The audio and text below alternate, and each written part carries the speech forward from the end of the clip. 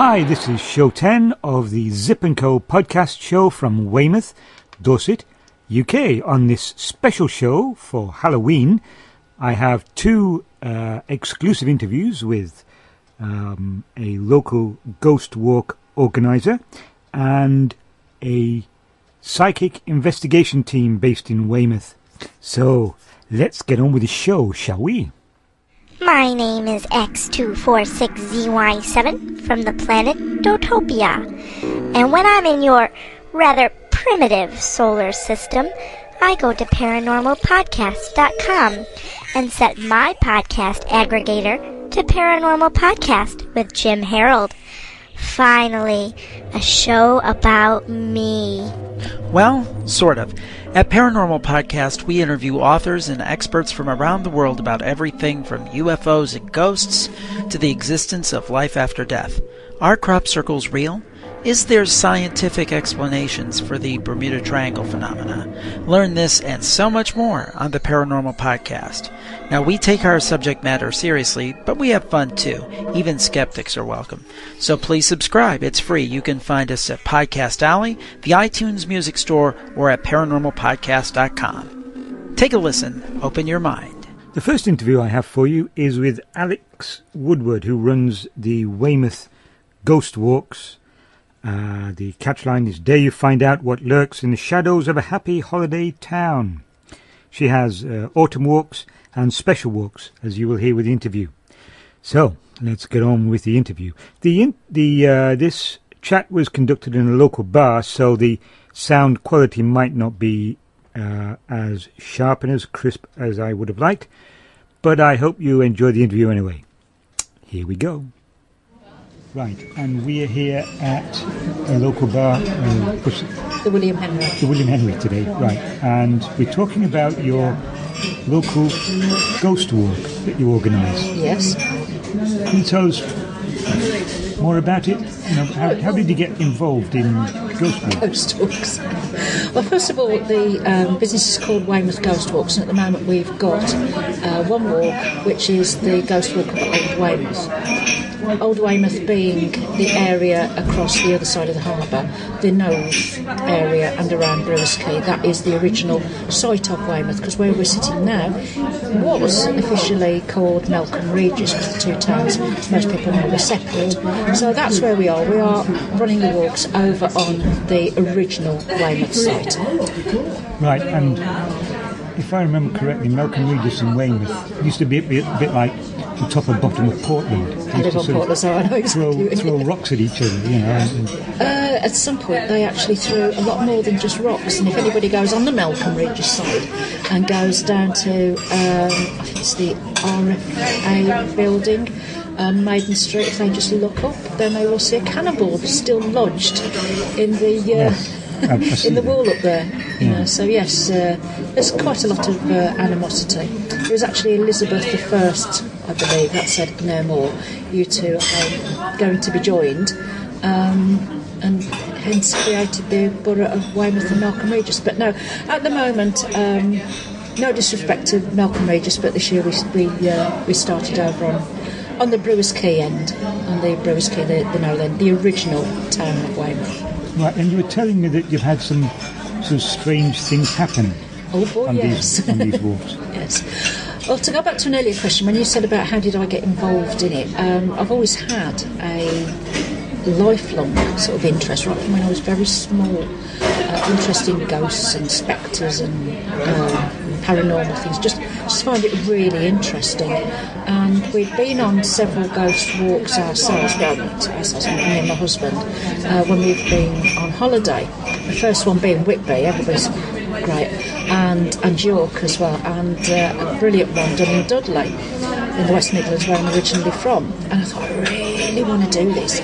I really, because it would combine sort of the skills that I have as an entertainer and storyteller, and also the interest that I've got in all things paranormal. I really want to do this, and I've been waiting to actually try and find either a job or something, and then I thought, oh, I'm going to do my own. So here we are.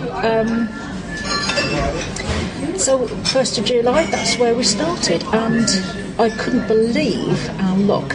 When on that very first walk, we were up in the Knowth area, and I was recounting a story of something that happened up there during the Civil War, when a lady said, oh my God, and I thought perhaps she'd seen something, but it was more tangible than that. She said, my mobile phone's vibrating, and we didn't think anything unusual, and then she said, but it's switched off. And I thought, oh boy. Oh my, and obviously it impressed a lot of the people that were there. They were, ooh, yeah, so, and that was the first. We've had some very odd pictures taken in another area, and it's always the same particular area where we get these odd pictures. We get pictures of orbs.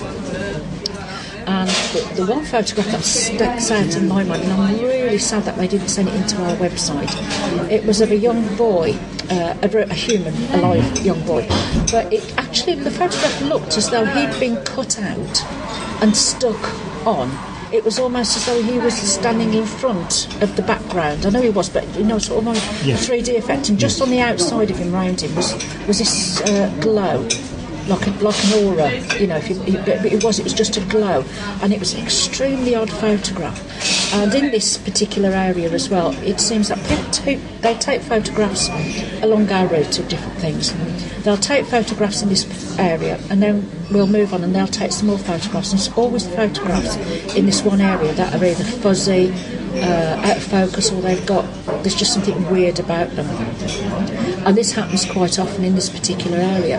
And we've had a couple of clairvoyant people on various walks, and they've said it's because it's to prove the people in that area are still there. Because I can't say where it is, but it was a forgotten area, and it actually did look like a forgotten area. And the medium said that they were very happy, the spirits apparently were very happy that I was taking people there, because it means that they aren't forgotten. And when they do things with the photos, it's just to prove that they are still there, and they do actually approve of what we're doing. Because nothing bad's ever happened. One of the walks, I think it was on the 19th of August, I had a celebrity, a TV personality, join us, and he presents a programme called Living with the Dead on Living TV. And in this area, I asked if we'd ever had any reports of a dog. And I said, no, actually, we haven't. We've had some very weird photos with orbs, but nothing to do with the dog. I said, why? He said, well, I actually feel there's a dog in this area, and sometimes dogs were buried in these areas to act literally as watchdogs. I said, no, nothing. Well, literally, just as we'd finished speaking, two young lads came up with their photo on their mobile phone and asked, look at this, what is it, what is it? And quite distinctly, just at about a height of about 18 inches or so, just above the grass, there was two red pinpoints of light. Dog's eyes. You're making a leap, but it was just at a dog height, and the space between the two red pinpoints was.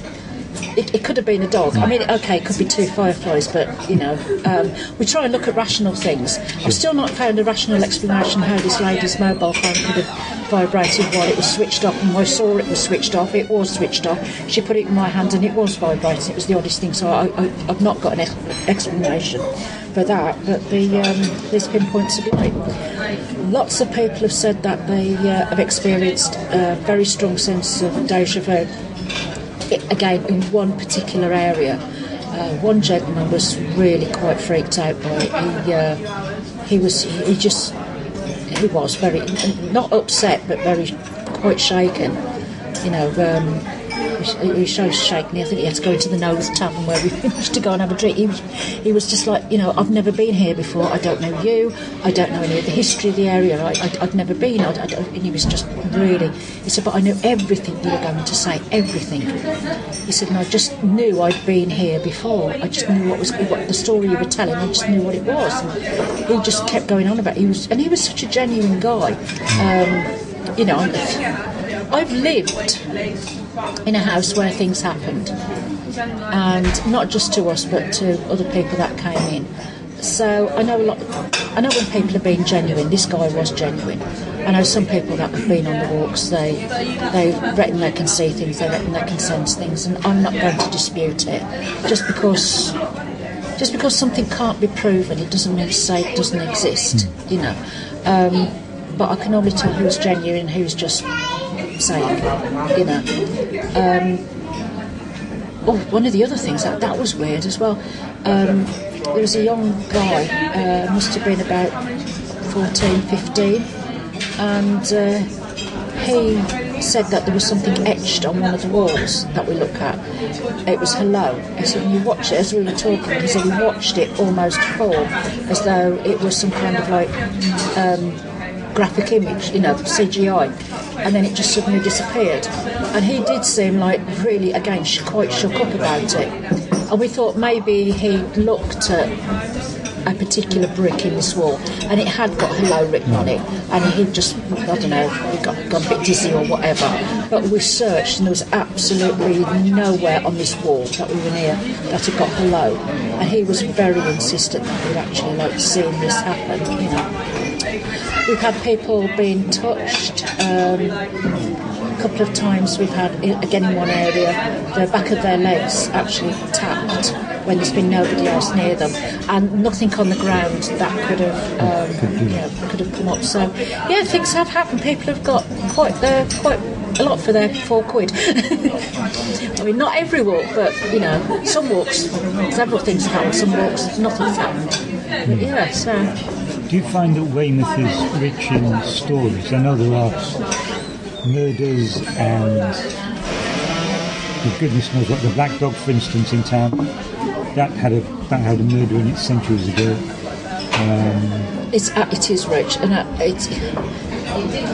before I started, I did some research, obvious reasons. I'd just like to say that everything that we recount on these walks, everything, I can't say true because I weren't there at the time, but they've been told to me in good faith. Some of the stories, because it's not just ghost stories, I also bring up some of the the horrible hidden histories of the area. Perhaps our logo says, you know, what dark secrets lurk, and Weymouth has very much got a dark side. There's an awful lot of bloodiness and murder and all sorts of things there. So it's not just the ghost stories that we bring up. So yes, once you start digging and start scratching and you start talking to people, you know, yeah. I've actually left out quite a lot. If I was to put in everything that I'd been told and that I'd discovered, it would. You could quite easily fill 4 or 5 hours. As it is now, I'm trying to compact it into 90 minutes, and if we do get quite a large group where it takes a little time to catch up, or we get a group that's really into it, then it can stretch for nearly 2 hours. But we do stop in the summer when it's a nice evening. It's a pleasant way, and we do stop very conveniently outside a pub. That's our last port of call. So you know, it's very rich, very rich. And these are stories told to me by the people who are living there, that are living with us, and it's happened to them. As I say, I cannot say they are true because it is all hearsay. Sure. I've not experienced, other than what I've said, what's happened on the walks. Obviously, I personally haven't experienced any of these things that are in, except one place. But yeah, as far as we know, and we don't employ any trickery. We don't employ live actors to jump out. Dead actors, I mean, yeah, we'll probably consider them because we haven't got to pay them, but, you know, definitely not. I know some ghost walks up and down the country, you know, they have people like jumping out going boo, and or they have interaction, things like that. We don't do.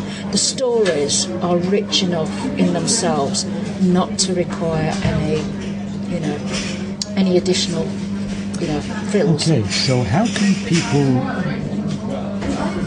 join the walks? How much does it cost? Right, well, at the moment, our walks are running on a Friday evening. During the summer season, we do a Wednesday.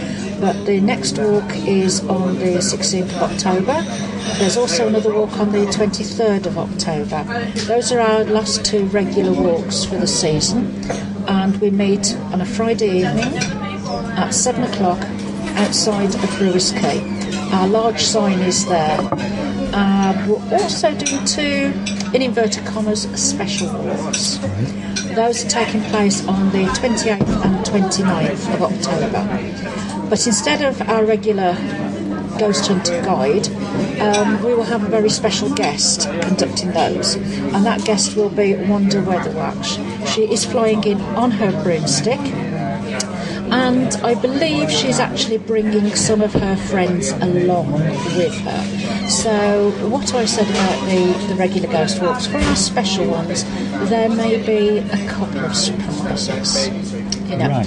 Those will be, our regular walks are £4 for adults and £3 for children aged 7 to 16. Under 7s are free. I would say the content is PG. Obviously, if there's lots of smaller ones in the group, then we won't say anything inappropriate. We'll tailor it to that. The special ghost walks on the 28th and the 29th of October, those are £5 for adults and £4 for children, but children over 10 only. Because of the special touches on our special ones, I prefer no under 10s there, because it might just be a little bit scary, for them. And then we'll be looking for. We've got a nice corporate and group booking facility. I'm just in discussions now with a venue in Weymouth, a very haunted venue. In fact, one of Weymouth's, England's top 10 haunted locations, right here in Weymouth. And we're going to be offering corporate and group evenings where they will get a meal, and a lovely 3-course meal, and they can have 75 minutes of ghost hunting in that venue. And the other thing, if people don't want a 3-course meal, again, I've got another venue where we can take people for a simple supper and then on a regular ghost walk, and that's starting at just £12.50 for the simple supper ones. But it's all on our website. And the website is? I will give you our new website number because that's going to be up very shortly. It is www.weymouthghostwalk.co.uk. Right, and when will that be up? Any ideas? That should be up by the end of next week. The site that we've got now, which we will be carrying on, is www.weymouthghostwalk.webs.com. But the new site will have a lot more information and also some nice, interesting touches on there. And if they want to give us a call, we can give us some information. So shall I give you my phone numbers? Yes, you can do that. You can either call our landline number, which is 01305 860 893, or you can get me on my mobile, which is 07786 108 003. And you just ask for Alex. If you've got any questions about the ghost walks, feel free to ask. Great. Well, that's a good interview. Thank you very much. So, thanks for that, and happy ghost walking. Happy hunting to you as well. Thanks, Peter. Okay, that's good.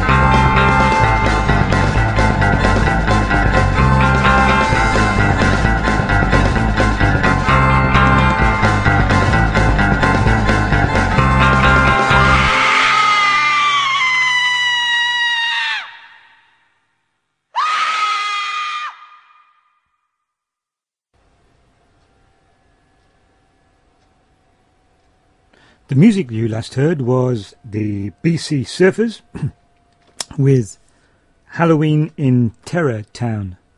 This music is available on the PodSafe Music Network. I will put a link to their music site on my show notes. So, on to the next interview after this quick podcast promo.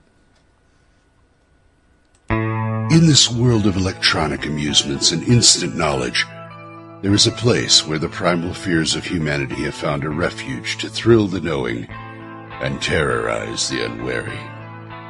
It is a place unlike the digital reality, yet a part of it nonetheless. Connect, log on, and welcome to FearOnDemand.com.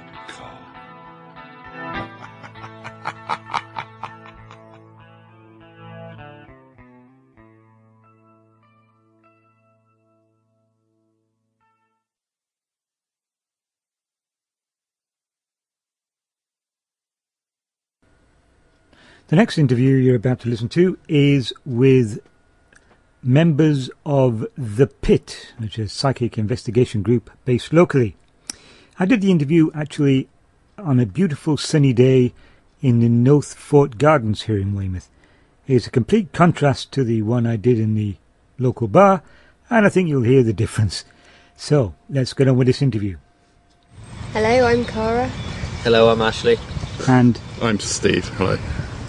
And you're all members of PIT. So what does PIT actually do? Cara's probably better to answer that question. The Pit looks for paranormal activity, really. We look for anything to do with ghosts. I'm not really sure how to explain it. We go around looking for evidence of the paranormal. Right, and what kind of instruments, equipment do you use? I'll let Ashley or Steve take that. We use a wide range of equipment, starting from EMF meters to dictaphones to infrared cameras. Anything that scientists believe will coincide with paranormal activity, that things that will capture the evidence if used. Right. And have you ever caught anything interesting? We've caught a few things on the cameras. Our strongest point for evidence is EVPs, which is on the dictaphone, right. Electro voice phenomena, and it picks up the white noise in the background, a noise that humans can't hear by ear, and we've had several voices through EVP on that. Right, I believe somebody called Rodive was fairly expert in that. He first discovered it, the Rodive voices. Yeah? So, any idea what they said? I believe the Rodive voices were sort of mixes of languages. Were they in English or? We've had some in English. Yeah. We've also had locally, I think at the No Fort there was German voices. Yeah. And also at the High Angle Battery in Portland, we also picked up on German voices there. Yeah. We're not entirely sure on how that links, where the German voices come from, but we're researching that at the moment to try and find out why there would be German voices in those two locations. Did you ever translate what was said? We have tried to translate. It's not a full sentence, it's a mixture of words. Right. So, I mean, the one specifically I can remember was 9, which I think in German is no, if I believe correctly. Yes. And that's all I can remember what we had. But one of our team members actually learnt German at school, and he's working through it to see if we can decipher what it says. Right. Oh, that's appropriate. That's a nice, nice sound. Right. So you're doing some events for Halloween.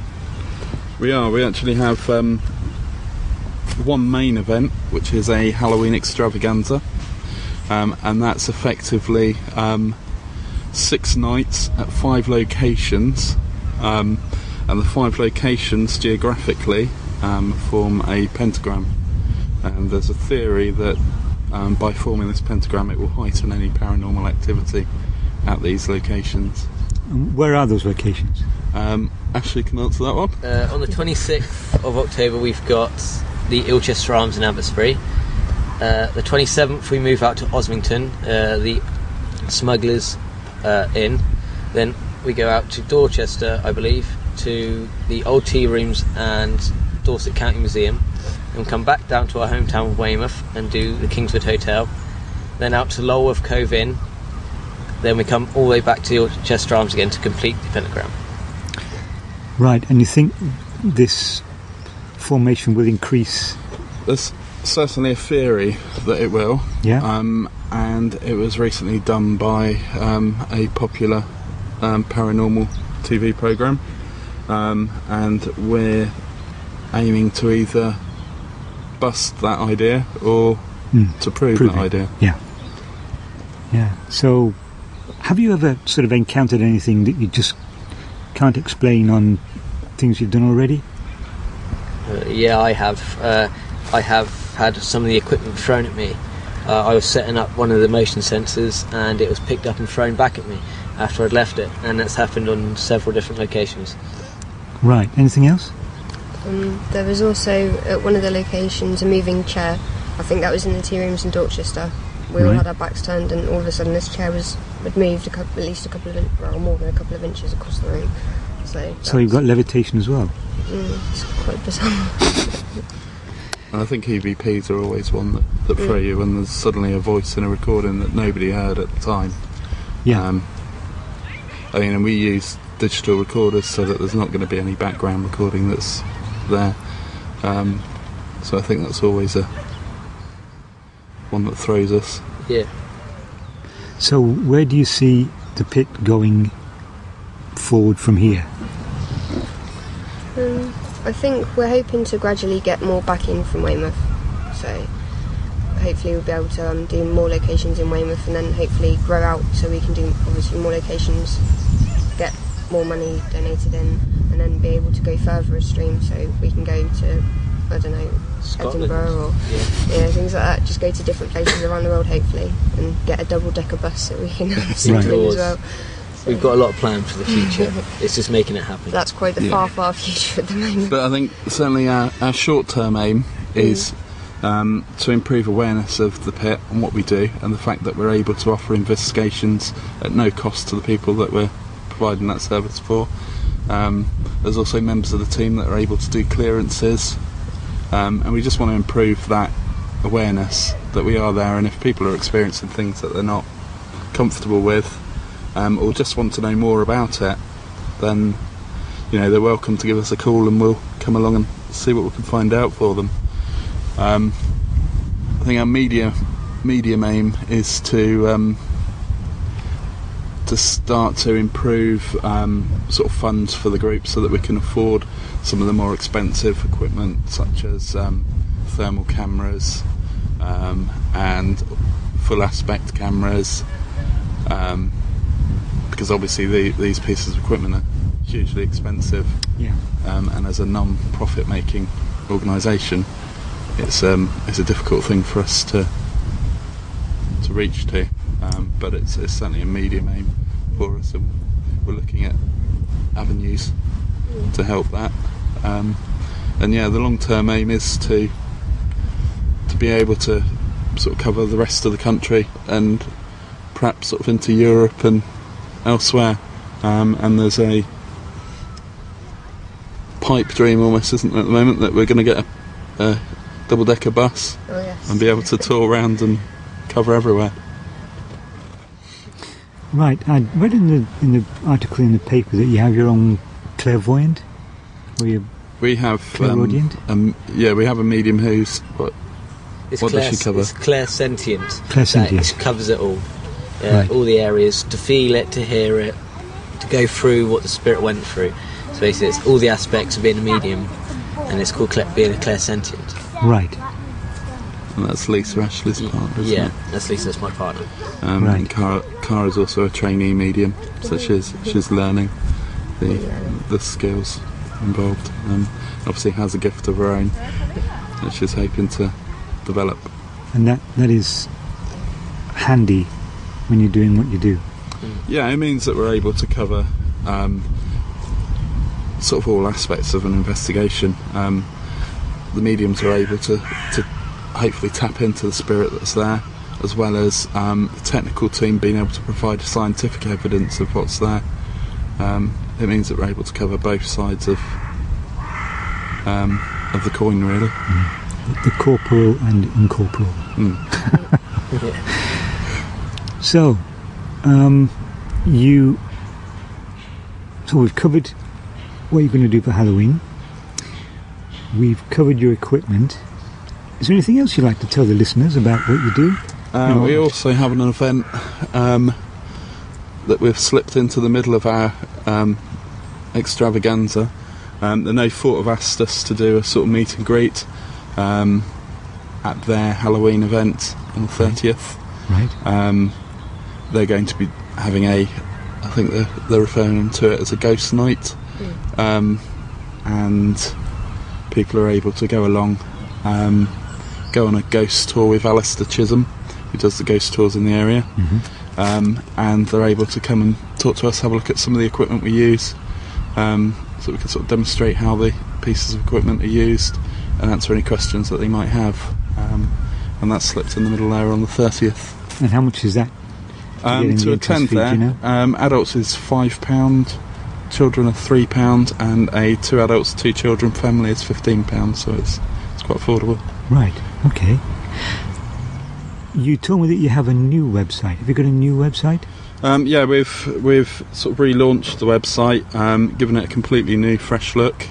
It can still be found at www.thepit08.co.uk,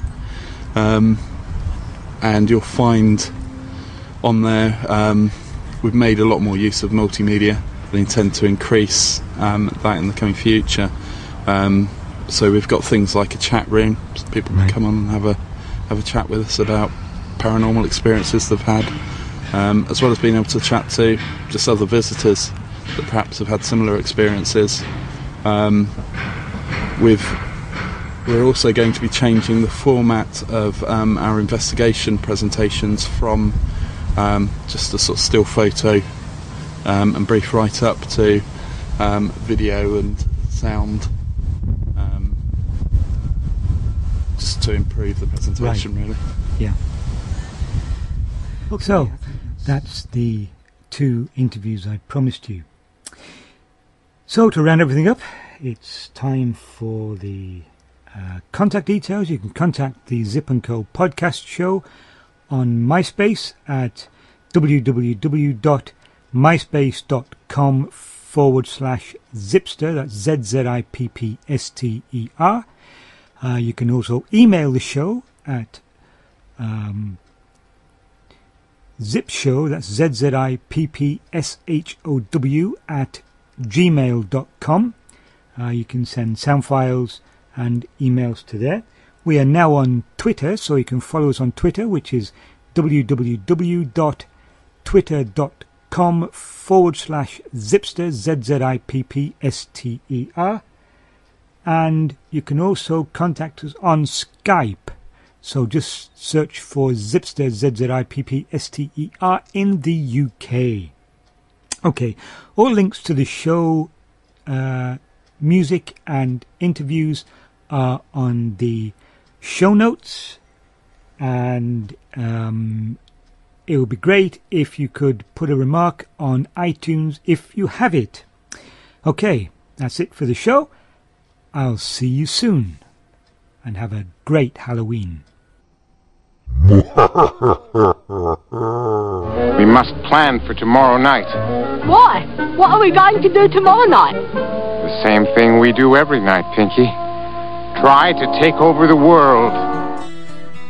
The Zzipp & Co podcast show is a media presentation by Zzipp Creatives.